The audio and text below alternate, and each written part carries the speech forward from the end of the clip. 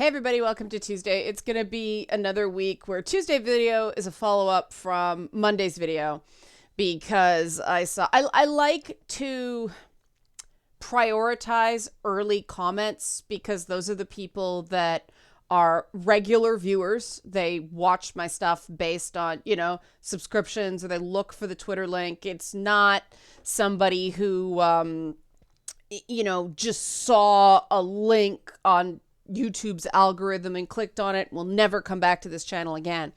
I like to prioritize regular participants in the community.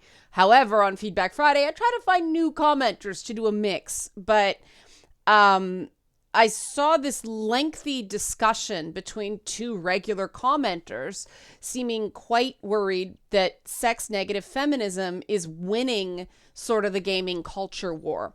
And I want to give you guys some reasons why long-term it won't. Not as a morale boost, as just simply truth and what history has shown and what, the trends are telling us here. So if you like this sort of content, help support this channel, become a monthly patron, patreon.com/Leanna K. So the theory that sex negative feminism, meaning, the anti-porn side of the feminist sex wars, it's more complicated than that. The feminist sex wars basically are about women who think that sexual content can be empowering and has a place in feminism, and the sex negative side believes all sexualized media depicting women is inherently bad for women. That's it in the nutshell. And so you can see why many people would think that the sex negative side is winning. Now, I'll give you that the sex negative side seems aggressive at the moment or dominant right now. But if you've ever played any game of skill, I'm Canadian, so I immediately went to curling. That's super nerdy, I know, but it's true. Curling, chess, somebody who can seem to go on the attack early loses at the end because they don't play strategically. And that's what's going on with, boxing's another sport that the whole rope-a-dope thing, Muhammad Ali. And that's what I see going on here. And there's five reasons I wrote down as to why. This is why they're not actually winning. First big reason. They deny they're sex negative. They deny they're sex negative. Why do they deny they're sex negative? Well, it's always, I'm not sex negative, I'm just. No, they're sex negative. They deny being sex negative because they know sex negativity is unpopular, and things labeled sex negative tend to get tuned out. The rest of the world is in a very, very different place regarding this stuff right now, with something of a chilling effect. It's interesting times in this regard, albeit kind of tragic times, in that people don't want the shame. They are tired of this. Media does this, media does that. And there will always be, some angry suburban parent that is still on this because, sex negative people exist on the left and on the right. Different underlying excuses, but they exist. But most people are just, I don't want to hear it. I'm tired. I don't want to take up portions of my brain with this. And I mean, if you look who won the Grammys over the weekend, I mean, Megan Thee Stallion and, Beyonce's done some really sexy stuff. I mean, the women of color dominated the Grammys. Even, Taylor Swift has gone kind of back to more contemporary stuff on her folklore album. But you know what I mean? Women who present themselves in sexualized manners sometimes are being awarded for their artistry now. That's really big, especially because they are not just women of color, but Black women. There's been a specific issue historically with attitudes towards Black female sexuality that I'm not going to get into now because it's off topic. But that's just one sign that other arts, other artistic mediums want none of this. Other artistic mediums tend to evolve based on trends faster than gaming does. Gaming tends to lag behind just because it takes a lot longer to make a AAA game than it does to make a movie. The development cycle is just longer, period. So gaming, because, you know, those character designs and stuff like that are done early in the process, gaming just can't, the ship turns slower, right, than others. So expect to see similar things in 2 to 3 years because of this. Now, Me Too is complicating things. A lot of people are feeling very shell-shocked right now because of the trauma vomit that is going on based on, you know, ongoing reasserting of the status quo based on Me Too. I know I have days where it's like, oh my God, nobody look at me, because, you know, being constantly reminded of the large and small ways that people prey on other people just is a lot. It's a lot of psychic static.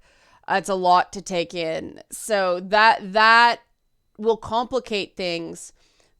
But once we shake that off, we're going to want freedoms to do with what we want with our bodies and our image and our sexuality more than ever. Because you can only be afraid, you can only grieve, you can only be traumatized for, like, actively traumatized for so long before you want to do something about it. I know that's a really long time for some people, but most people want it done with. And this is where I come to my second point. The reason I say sex negativity isn't winning is the advocates of sex negativity are absolutely incapable of suppressing their own kinks. I mean, they praise The Last of Us 2. The same people who are going after, like, Armika, you know, in Street Fighter, are singing the praises of The Last of Us 2. And The Last of Us 2 is a highly sexualized game. And the sex adds nothing to the plot. Did we need to see, I don't remember if it was Dina or Ellie's panties, but did we need to see a close-up on one of their panties? No. Did we need to see Abby's boobs? No. And they let that go. You know, they were fine with that. So they can't be fine with that and then object to other similar depictions just because of the way that character looks. Either it's okay to depict women that way or it's not okay to depict women that way. They're going to have to change their argument to be consistent into something more nuanced. More on that in a bit. You know, Dream Daddy is a game a lot of people praise, but that's a dating game, right? Yes, there's a lot of plot, but it's a dating game, and a lot of women play that game, even though they're gay dads. I think that's fuzzy on that, and of course, you know, the biggest one, Hot Ryu, right? People are like, oh, Hot Ryu, Ryu, and people are like, if we were going Hot Chun-Li, you'd be all over us. And the fact that the people saying that everybody should cover up because reasons, that stuff is getting through, undermines their argument long term because they can't be consistent.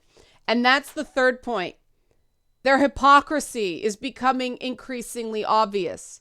They're not going to create more nuanced arguments the next time they want to, you know, go after, for instance, Armika's butt slap. And so people are going to go, but you were fine with the hypersexualization of Abby and Dina and all those characters. Why is this a problem? It's because of the physicality of the woman in question. And that's not okay. That's body shaming, right? if you want to get into whether that character design is appropriate for that application, that can be done. But that's a different discussion. And that's a very nuanced discussion. And there can be multiple right answers on that one. But I don't think that's going to happen. I don't think they're going to moderate. I don't think they're going to become more nuanced. And so their position is going to be increasingly not defensible because of the hypocrisy.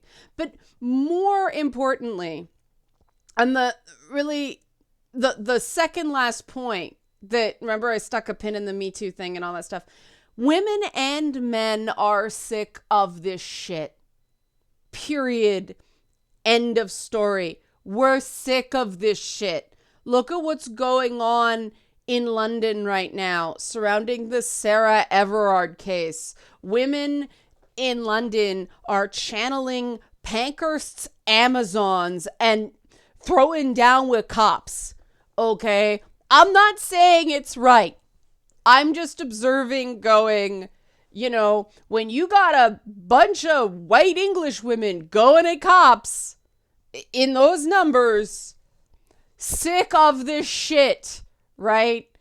A lot of us do things that are not smart and probably not morally defensible when we are sick of this shit. And we have hit the point. We are sick of this shit. A big part of the Sarah Everard thing is she did everything right. You know, wear brightly colored but not attractive, not revealing clothing, wear running shoes, all that stuff. Everything right. And it still wasn't protective. It still didn't keep her safe. And people are starting to realize, no, a woman's respectability should not be based on how she dresses to go out partying or to see her friends, right? Workplace attire is workplace attire. But beyond that, a woman is no more or less to be taken seriously based on the neckline of her shirt, you know, or how her body happens to be proportioned, or any of that. If a woman wants to be dressed to be seen, that should be just as safe as a woman who's not being dressed to be seen. You know why? Because when a man's dressed to be seen, it's no more or less safe than a man who's, you know, kind of just wearing a 3-button and old jeans, right? That doesn't mean that men are necessarily safe on big city streets. It's just that the perception of safety does not change based on what a man is wearing. Does that nuance make sense? Because I do think we have to have a discussion about the fact that I've had a lot of guys tell me in the last week or so that they don't feel safe walking alone at night outside either. They're just supposed to suck it up and not say anything. I really wish guys would start saying stuff about that. Take the shit short term, because it's actually really important to getting that changed. We have to smash the stigma surrounding that stuff, because, you know, I always wondered about that, because, you know, I'm thinking, okay, put another 50 pounds of muscle on me. Am I still gonna be scared because weapons? Yeah. Like, that doesn't, when I worked in TV, I always thought it was weird that men would go male crew would go somewhere dangerous and say, it's not safe for you. You can't go on this. And I'm like, if it's not safe for me, it's not safe for you. And I remember the looks I got of, you're right, but just shut up about it, right? And of course, that didn't stop them from going. And then afterwards, they'd apologize and say that was stupid. But the next time it happened, they did it again. They may have hesitated longer, but they did it again. And I'm sitting here going, y'all a bunch of idiots. Like, if you're saying it's unsafe for a woman to go, why is it unsafe for a woman to go? Because you're going into a place where people lack impulse control and or are probably on drugs. Now, that means that they are unpredictable, and you don't know what their sexuality is. You don't know what their particular anger is. Maybe they're angry at their daddy and not their mommy. You know what I mean? Like, unpredictable, violent people gonna be unpredictable and violent. And that doesn't make sense. And that doesn't necessarily align to rules of society as some people would like them to be. This gendered concept of safety is stupid. How does this trickle down into games? Well, what other possible reason should we deny that level of feminine fantasy? Because all this discussion about things leaves out the fact that it's not just men who like the sexy, confident, aggressive, dominant female characters. Women like them too a lot of the time because it's freedom from the confines of our world. Quite frankly, I don't have an interest in playing a covered up woman because it makes me think about all that crap. Whereas if I play a character like Lara Croft or Bayonetta, it's funny because the one thing I remember bothering me in a Lara Croft game was when she was climbing. It was one of the early Crystal Dynamics games, not the core games. But she had got out of like a sea-doo and she was climbing up rocks in bare feet. That bothered me.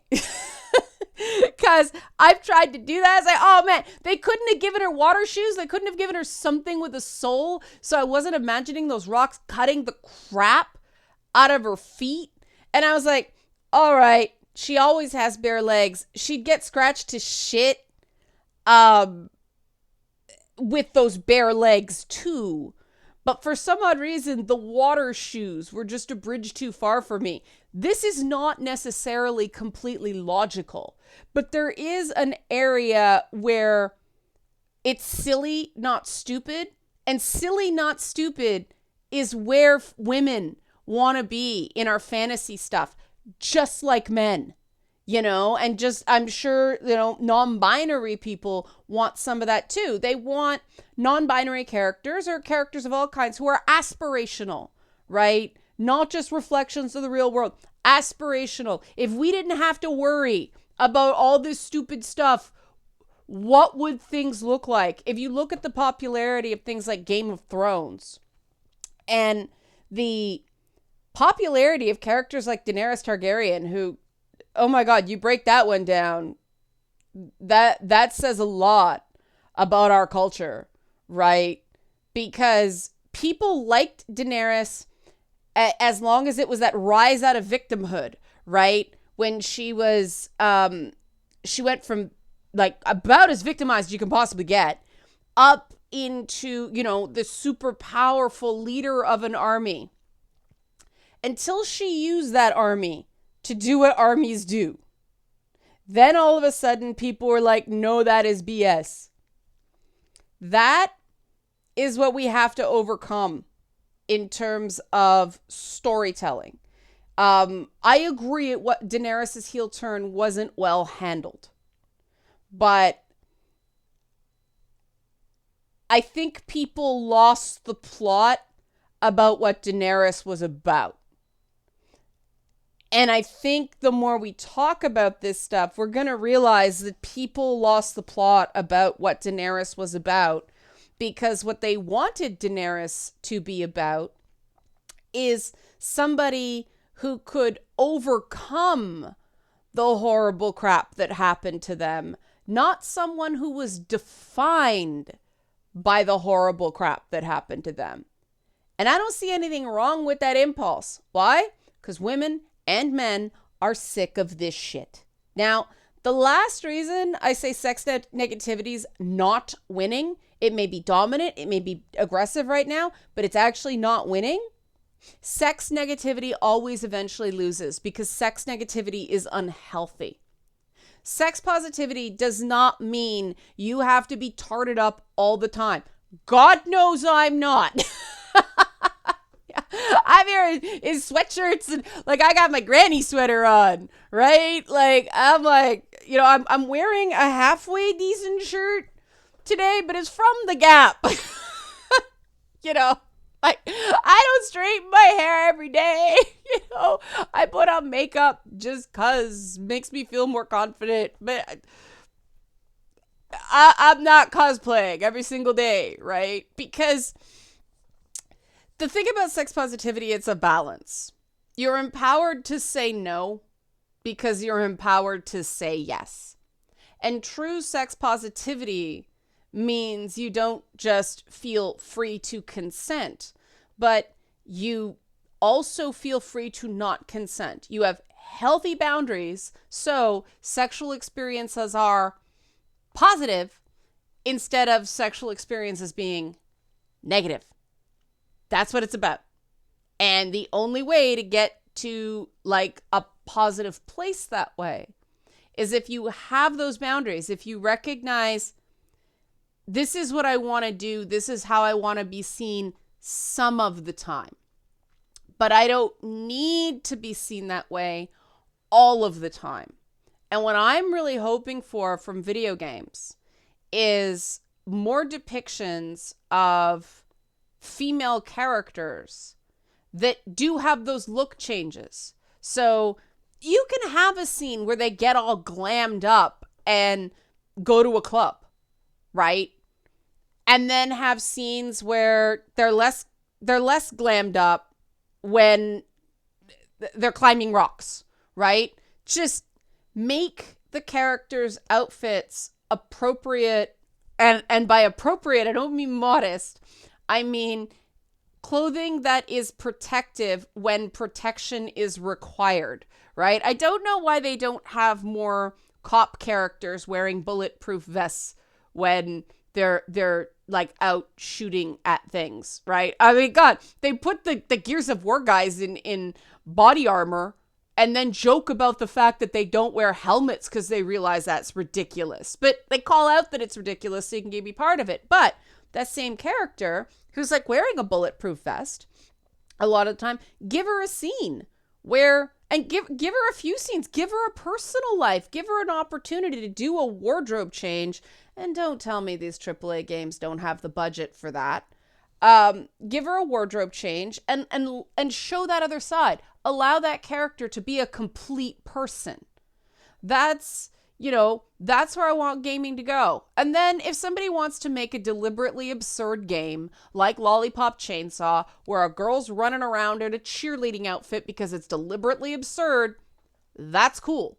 And then if somebody else wants to make a game like Control, where Jessie's just wearing regular street clothes, and then she gets that, kind of sexy French tuck when she becomes the French twist when she becomes the director, but it's still very buttoned down. Like, well, that makes sense for that character, right? A truly sex positive gaming environment would accompany all of that, and all would be equally valid in their appropriate contexts.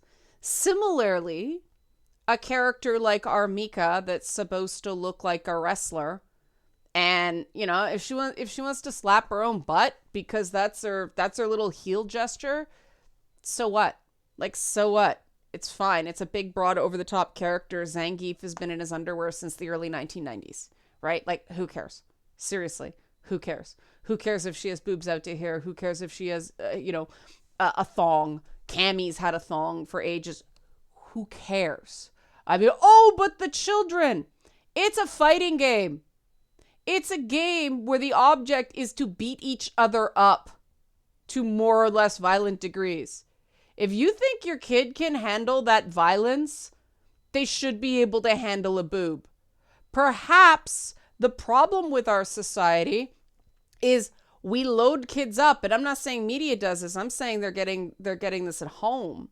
You load kids up on violence that's okay. Sex isn't okay. And so when they encounter sexualizations and feel rejected or feel awkward, they resort to violence because they've been told that that's okay. So I personally think if a kid is old enough to beat up people, they're old enough for cleavage. Like, seriously, they ate from cleavage. Well, not quite. Little aims a little off, but you know what I mean? They ate from a boob when they were kids. It's absurd. It's absurd. And a sex positive environment questions our assumptions about what's okay for people at different levels, you know? And that's what sex positivity looks like. That's where I think we're going to go. And I think it is okay to say no, leave that stuff out up to a certain age range, right? But if it's an M for mature game, we can discuss the appropriateness of it, practicality. Does it work as art, right? Does it work as art? Does it make sense in the narrative of the game? But we should not be shrieking about the morality of something, because that's a race to the bottom. Those attitudes date.